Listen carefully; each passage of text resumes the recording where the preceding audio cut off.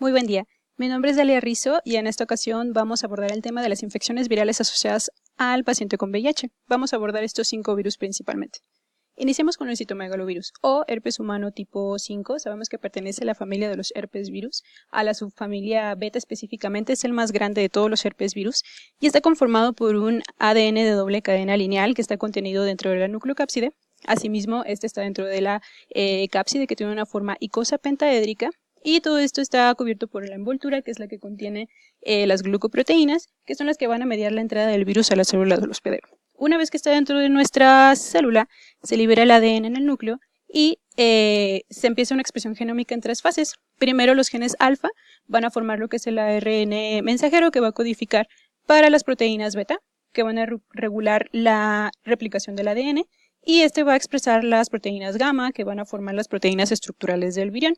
Sabemos que la infección primaria por citomegalovirus invariablemente nos va a dar una fase de latencia. Este virus se va a quedar en la célula el resto de nuestra vida en monocitos y otros órganos y tejidos, y que en el caso de que ocurra un evento de inmunosupresión, tal es el caso de la infección por VIH, puede ocurrir una reactivación. Es un virus que tiene una amplia distribución mundial.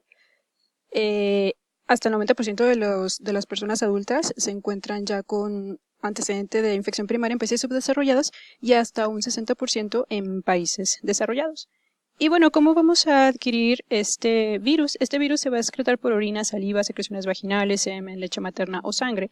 Y las vías de transmisión son por vía congénita, perinatal, transfusión, trasplante o contacto directo con cualquiera de estas secreciones. Se sabe que los pacientes que tienen infección por VIH o hombres que tienen sexo con otros hombres es más frecuente que excreten de forma permanente este virus. La infección primaria, pues bueno, puede ser muy variable, pero la clínica en general en un paciente inmunocompetente puede ser un cuadro asintomático, solamente un cuadro gripal o darme un cuadro de mononucleosis infecciosa o un síndrome congénito, por supuesto. Pero en los pacientes con VIH, la magnitud y gravedad van a depender del grado de supresión de los CD4, principalmente cuando tengamos CD4 menores a 100. El CMV puede estimular la replicación del VIH e incluso las altas cargas virales del CMV se asocian a una progresión más rápida del VIH a SIDA o incluso a muerte. Y esta es la infección oportunista más frecuente en SIDA, y la retinitis por citomegalovirus es la forma más frecuente de estas, principalmente en los pacientes que tienen CD4 menores a 50. Una vez que se presenta la retinitis puede progresar a ceguera en 4 a 6 meses. Pero nos puede afectar pues prácticamente cualquier órgano a nivel del sistema nervioso central. Se puede presentar una polirradiculoneuropatía o una parálisis flácida progresiva. En el pulmón, una neumonitis intersticial, que casi siempre está asociada a Pneumocystis jirovecii o a MAC. A nivel gastrointestinal nos puede ocasionar una esofagitis, colitis, pancreatitis y finalmente pues una afección multisistémica. Entonces, para el diagnóstico podemos emplear la detección de anticuerpos en suero, IgM e IgG, pero realmente para determinar si el virus se encuentra activo y replicándose, nuestra opción pues va a ser la toma de una PCR para cuantificar la carga viral. También se encuentra la opción del cultivo viral, pero esto solamente en centros especializados. El tratamiento, obviamente pues tenemos que mejorar la inmunidad celular con el inicio de la terapia antirretroviral. Y para los antivirales aprobados para el tratamiento es el ganciclovir, principalmente en el caso de retinitis o una infección sistémica, es una opción intravenosa.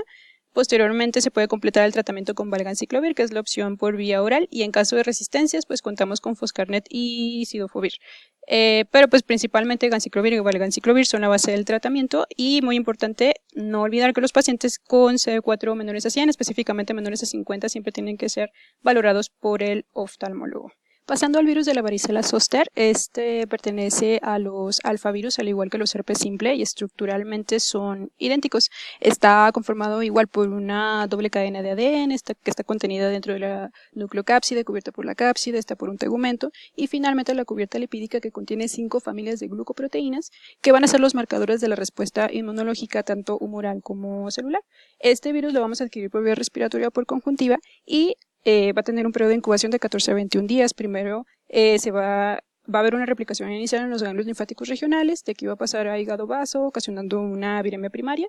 De ahí se va a diseminar a las raíces dorsales, causando una viremia secundaria, donde se va a diseminar hacia lo que es la piel, dando el cuadro clínico característico que ya conocemos. Sin embargo, en los pacientes con inmunocompromiso con infección por VIH, la morbilidad y mortalidad de esta infección es muy alta, es muy grave, la curación de las lesiones cutáneas va a tardar hasta 3 veces más y tienen alto riesgo de presentar una enfermedad progresiva con afectación multiorgánica, ya sea pulmón, hígado y sistema nervioso central. Una vez que se concluye la infección primaria, el virus va a quedar alojado en los ganglios de las raíces dorsales de por vida, quedando en una fase latente. Y entonces la reactivación de este virus me va a dar el cuadro de un herpes zóster.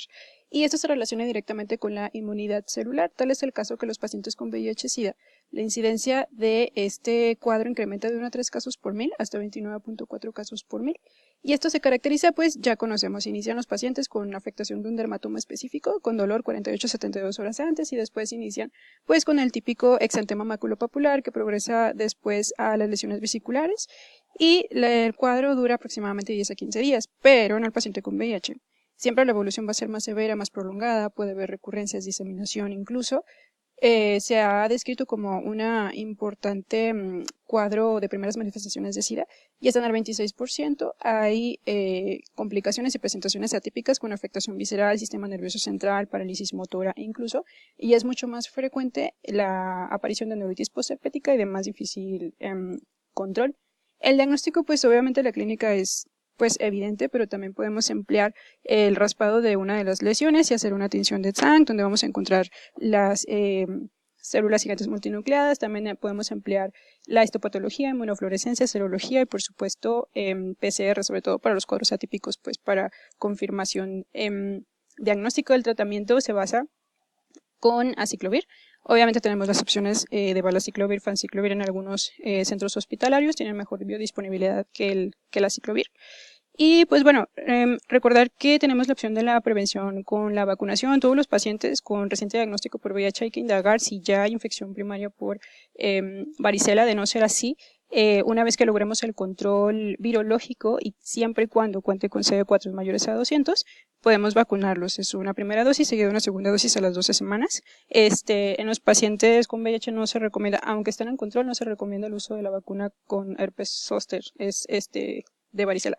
Y en el caso de un contacto, pues también se puede emplear el uso de la inmunoglobulina específica. Continuando con los virus herpes simple tipo 1, tipo 2, ya vimos pues pertenecen a los virus alfa y estructuralmente pues es igual que el virus de la varicela zóster. Este virus tiene una distribución universal y es la causa predominante de úlceras genitales en todo el mundo. Más del 90% de los adultos tienen anticuerpos contra el tipo 1 en la quinta década de la vida y los anticuerpos contra el tipo 2 aparecen un poquito más tardíamente y se correlacionan francamente con el inicio de la actividad sexual.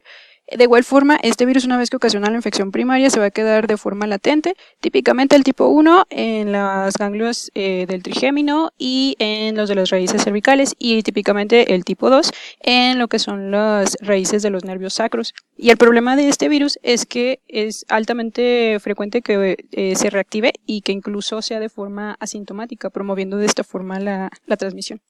Típicamente, la infección por el herpes virus tipo 1 se ha asociado a lesiones en la mucosa oral y el tipo 2 lesiones en el área genital. Si esto es lo más frecuente, sin embargo, cualquiera de los dos virus me pueden ocasionar afectación en cualquiera de estos dos niveles. Y importante recordar que la infección persistente por el herpes simple, incluso el tipo 1, es una manifestación clínica común de la infección por VIH y la presencia del herpes simple tipo 2 incrementa la adquisición y transmisión del VIH. Importante recordar que es frecuente la afectación extragenital. Pueden ocasionar afectación sistémica, encefalitis o meningitis aséptica. Y realmente el problema de esto pues son las reactivaciones en los pacientes una vez que tienen la primera infección.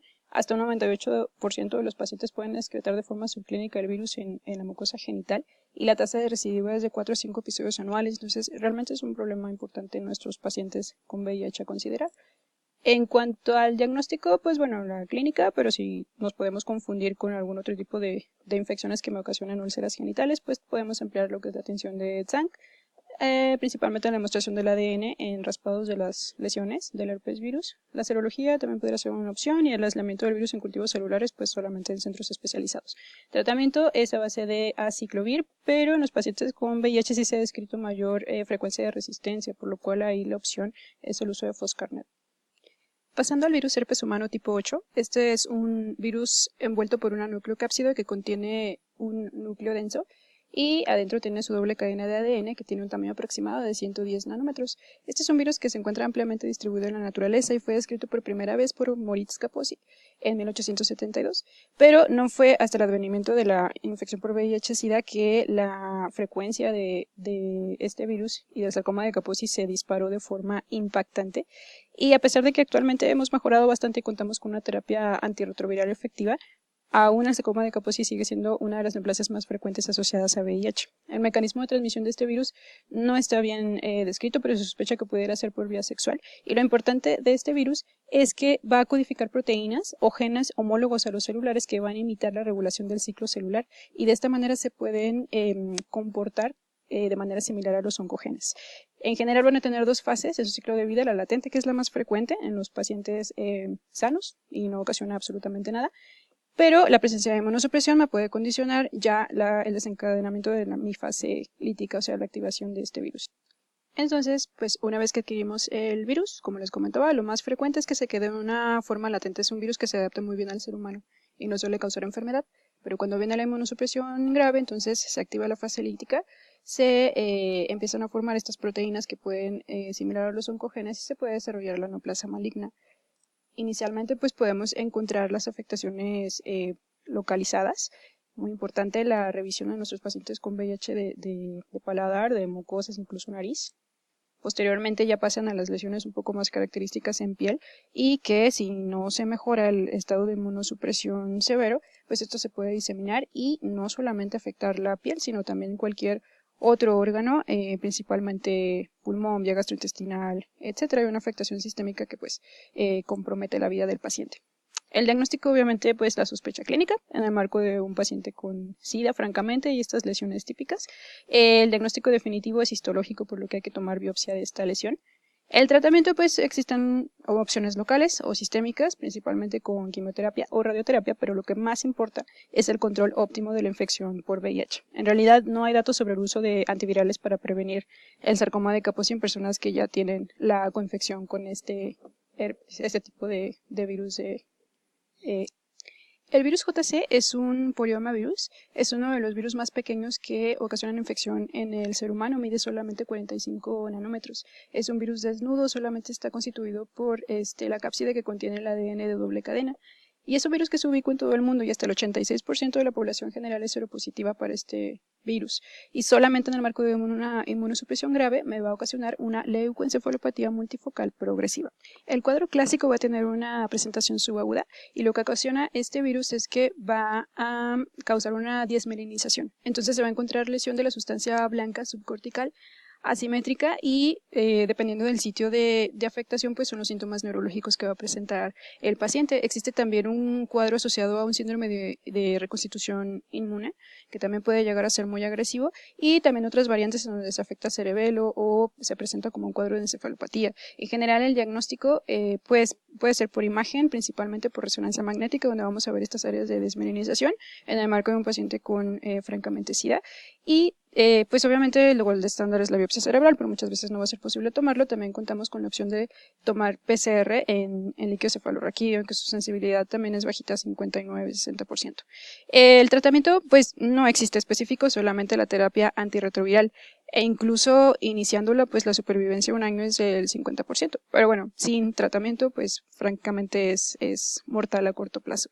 Se han realizado algunos estudios para opciones uso de citarabina, ácido fovir, floquina, pero en realidad no hay nada escrito. Entonces es importante pues detectar a nuestros pacientes con VIH a tiempo para no dejar que lleguen a un estado de inmunosupresión severa. Y bueno, por el momento sería todo. Muchas gracias por su atención.